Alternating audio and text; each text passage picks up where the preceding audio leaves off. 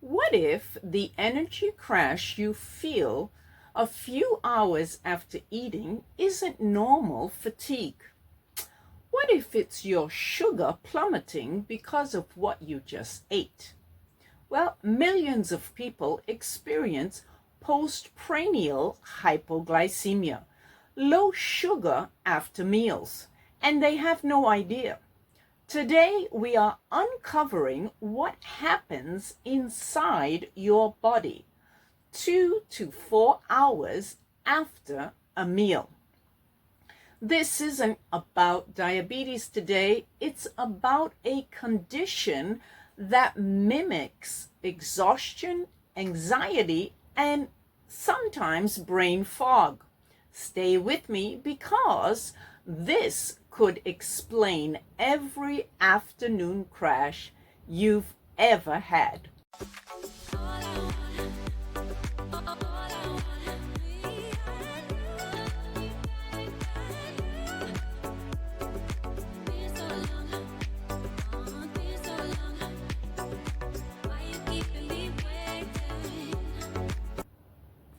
Hi everyone, welcome back. My name is Susan Burr, and if you're new here, please check us out. We have value in every video, and if you're a returning friend, we thank you so much.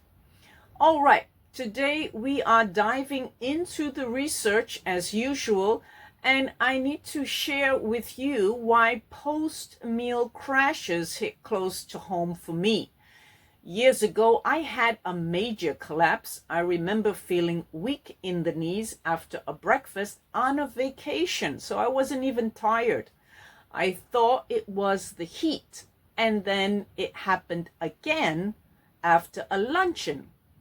Well, the doctor told me drink more water, wear a hat. It turned out they were all completely wrong in those days. What I didn't know was that it was my sugar crashing hours after eating, okay? And my body had stopped warning me. Well, today we're going to look at expert information from the niddk to understand more about postprandial hypoglycemia. All right, let's understand what happens after your last bite of food. What is postprandial hypoglycemia anyway? Well, okay, postprandial simply means after a meal. Well, we have many other videos on hypoglycemia, right? So hypoglycemia is low blood sugar that occurs, in this case, about 2 to 4 hours after eating. Now, it's also called reactive hypoglycemia in some circles. So you may hear these two words interchanged. You eat carbohydrates, your blood sugar rises. Your pancreas releases insulin. Insulin moves sugar into the cells.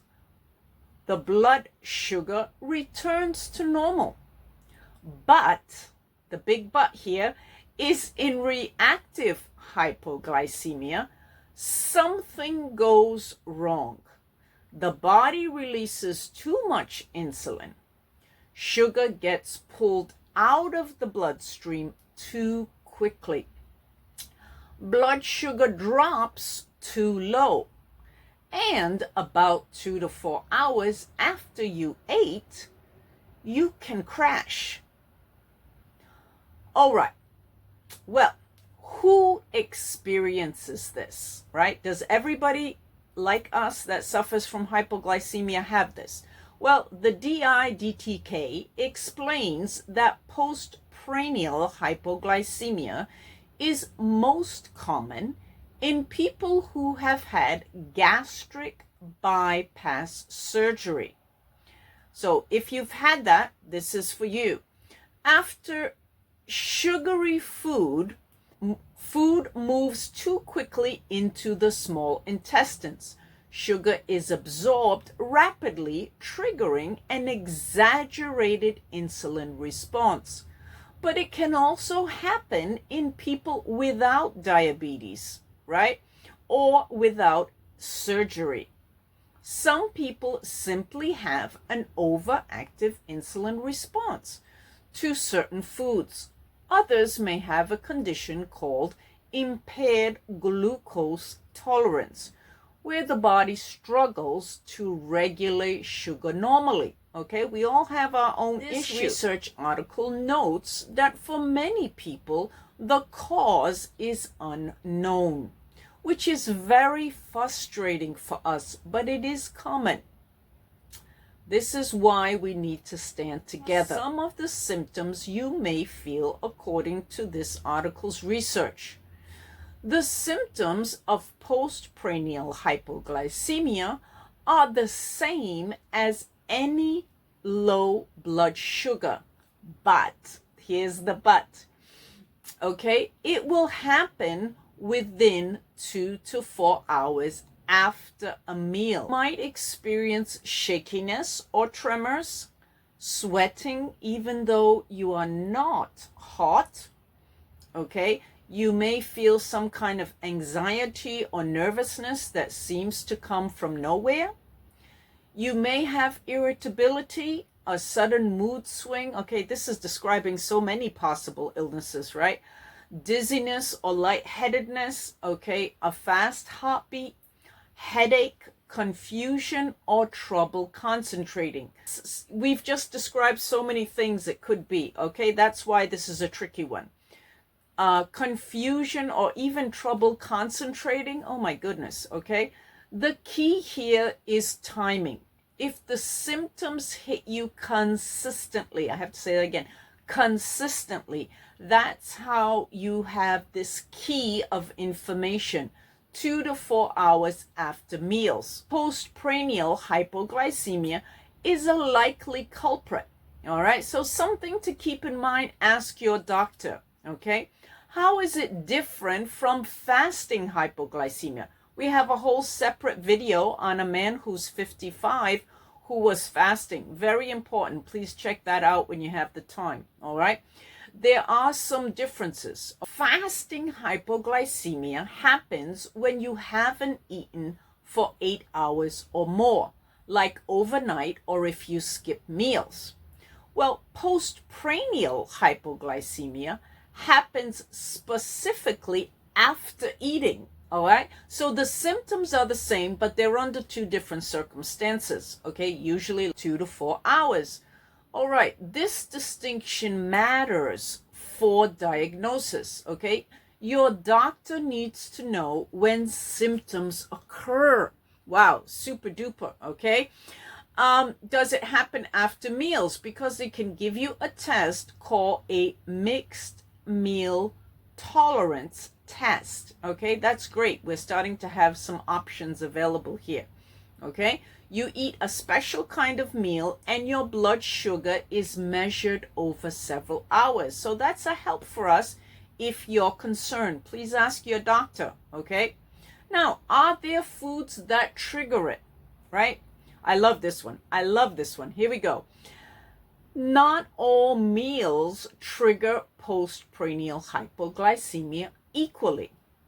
High glycemic, high sugar meals are the biggest culprit. Now we kind of got that one, right? But what's going on here, right? Sugary drinks, white bread, white rice, candy, pastries, food that spike blood sugar rapidly, right? So if you go looking for trouble, my mother would say, you'll probably find it. All right. When blood sugar spikes fast, the pancreas often overreacts, releasing too much insulin. That excess insulin then pulls sugar out of your blood too quickly, causing a crash. Wow. Meals high in protein, fat, and fiber slow down digestion and sugar absorption. All right, this leads to a gentler rise in blood sugar and more controlled insulin response. This crash is likely, okay, or with some people doesn't happen at all. So that's fantastic, right? All right, so how do you know if you have it or if you don't, if you should talk to your doctor or not? Okay, if you suspect postprandial hypoglycemia, the niddk outlines a diagnostic process that you can take a look at. Okay, track your symptoms. Okay, note when they happen, when you ate, and how did you feel about it. Okay, step 2, see your doctor. Bring your symptoms log. Okay, write it all down and show it to your doctor. Step 3, your doctor may order a mixed meal tolerance test. Okay, but you need to ask him. Okay, and we already explained what they'll do in that test. Okay, step 4, in some cases, a continuous glucose monitor, a CGM, can be worn for a few days or weeks to capture patterns. Okay, again, consistency. The goal is to document that the symptoms occur at the same time as low blood glucose. We always say this here, below 70 mg. And eating resolves them. Okay, we're looking for patterns. We're looking for something that consistently will happen. All right, now, what is your empowerment toolkit? Okay, what actually works? That's why this channel is here. Actually help. The niddk outlines several strategies. Okay, strategy 1, eat smaller, more frequent meals. Love that one. All right, instead of 3 large meals, try 5 to 6 smaller meals throughout the day. Please let me know in the comments if that works for you. I love that myself. Okay, this prevents the big blood sugar spikes that trigger the overproduction of insulin. Okay, strategy number 2, choose complex carbohydrates. Replace white bread, white rice, and sugary foods with whole grains, vegetables, and legumes. All right. These digest slowly, causing a gentler rise in sugar rather than a spike. Well, that's helpful, right? Strategy number 2, include protein and fiber in every meal. Okay, protein and fiber slow down the digestion and the sugar absorption. Anyone who's had sugar problems, we're on board with this, right? And lean meat, eggs, beans, nuts, or vegetables to every meal. All right, strategy number 4, I think we know this one, limit the sugar and the sweets, right? So we totally know that. I'm not going to go into that. Yeah, avoid all the sweeties, right? All right. Strategy number 5, don't skip meals. I was doing this in the olden days. Okay, skipping meals sets you up for a crash, I have to admit. Okay, when you finally eat, because you're ravenous and you're more likely to overeat carbs. Definitely that was me. Okay, strategy number 6, consider a food diary. Now, it may seem like a lot to do, but it could save your life. Okay, write down what you eat and how you feel 2 to 4 hours later. This is so important for your doctor. Okay, patterns will emerge and you will learn which foods trigger your crashes. If you know that what you're doing is killing you, possibly, you may have a much better chance of changing your habits. Okay, all right, If dietary changes don't help after a few weeks, take this all to your doctor. Okay, either way, I would personally take it to my doctor. Okay, if the symptoms are severe, we say this all the time here, right? Or if you feel like you might pass out, see your doctor immediately. Don't fool around with this kind of stuff. Okay, especially if you have other medical conditions or you have other issues that you are concerned about. Okay, or if you're taking medication, for example, see your doctor immediately. Okay, do not, of course, don't change your meds or do anything like that that could be potentially, questionable. Talk to your doctor right away. That is super, super, super important. Okay, anyone on your medical team. All right, now let's talk about the connection to diabetes. Okay, I personally do not have diabetes, not yet, and I would like to keep it that way. All right, so here's something the niddk wants you to consider.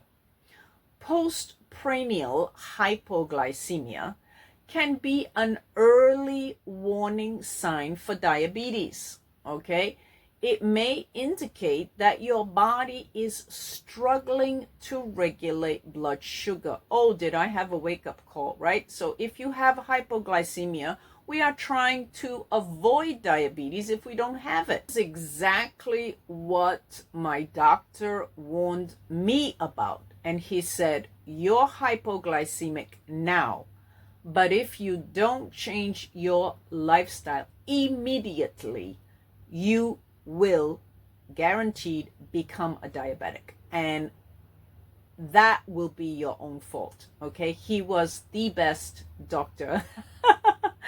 He saved my life, and I just, thank God for him, because he scared the life right out of me. And say, right, there is hope on the frontier.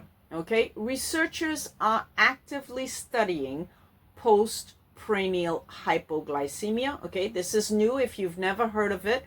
Okay, they're investigating why some people develop exaggerated insulin responses while others don't. That's why this hypoglycemia life is so tricky. It's so individual. Okay, what one person gets, another doesn't.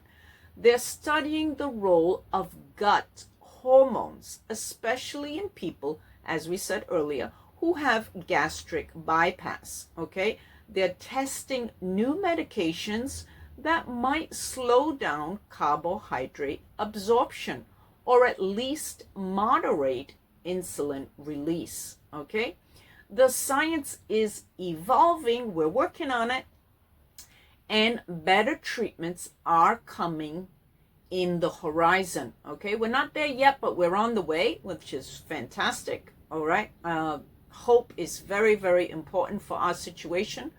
All right, so today's video, okay, we talked about postprandial hypoglycemia, and it is, in a nutshell, low sugar 2 to 4 hours after eating. So if you see a pattern, you need to tell your doctor. Okay, it causes too much insulin pulling sugar out of your bloodstream too quickly. All right, symptoms include shaking, sweating, anxiety, dizziness, confusion, and hunger right after you eat. Okay, or 2 to 4 hours after that. Okay, high sugar meals trigger it. Protein, fiber, and fat basically help prevent it. All right, can't get away from that, right? Treatment includes smaller meals, complex carbohydrates, and really, really, really never skipping meals. All right. It can be an early warning sign for diabetes. On this channel, we're doing everything to avoid diabetes if you don't already have it. Okay? Listen to your body. Looking back at those vacations that I had, I collapsed after breakfast and after lunch. I realized something now, looking back. My body was screaming at me. It was trying to talk to me. Okay? And I was blaming it on the sun. I thought I had sunstroke or something, and people were telling me that. Okay? But actually, postprandial hypoglycemia for me was actually a blessing, because it was like a bell saying, hello, anybody home there, so please don't ignore it. Please don't ignore it. Okay. Please don't ignore it. So learning to listen to the message of your body, it's freedom. It's freedom. You can actually stop this. You have the power with your doctor to stop this. Okay. So I really want to hear from all of you out there. Please let me know, how has this affected your life? Have you ever heard of this? Are you talking to your doctor about this? What does your doctor recommend? Do you have any treatments that you'd like to share in the public comments? How are you dealing with all this? Okay, I really do hope this video today has helped you. And if it has, please do consider to subscribe to our channel. We do break down the latest health information every week, one video every week, so you can stay informed and empowered. Okay? And if you know someone who gets these afternoon slumps or really tired after the meal, okay, please do share this video with them, because we need to get the word out. There is just not enough information out there about this, and I have been dealing with this for about 27 years. Okay, so please don't please don't forget to download the free guide. It is linked in the description, full of tips for you. Okay, it's just a simple one page, but it can help you a lot. Okay, and I do thank you for watching today, and I hope this video has helped you, your family, and your loved ones. And we will see you in the next one. Thank you.